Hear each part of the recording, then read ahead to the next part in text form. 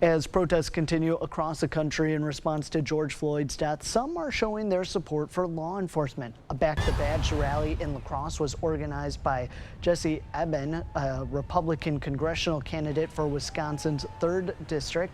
They stood at the intersection of Losey Boulevard and State Road, holding signs and singing songs. The group then moved to Representative Ron Kind's office to continue the protest. Eben says the point of the protest is to support local law enforcement and show that not everyone is against law enforcement officers.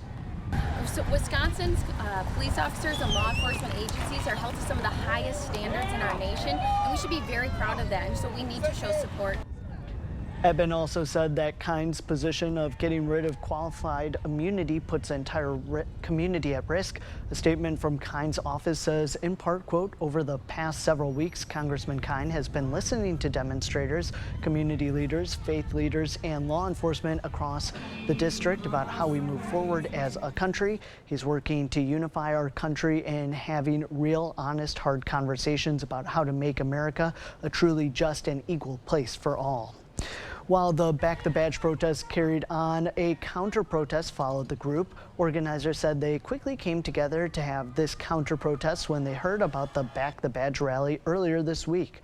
Student organizers have been having protests over the past 2 months since the death of George Floyd. Many of the protests have called for defunding the police and ending police brutality. We do have issues in this community. We do have issues in this nation. We do have to have these conversations about them, because if we don't, we'll just keep doing what we're doing. Amen. And I'm not about moving back. I'm not about staying stagnant. I'm about moving forward, because that's the only way you can better yourself. About 100 people were there in support of the Back the Badge protest, while about 30 or so people joined the counter protest.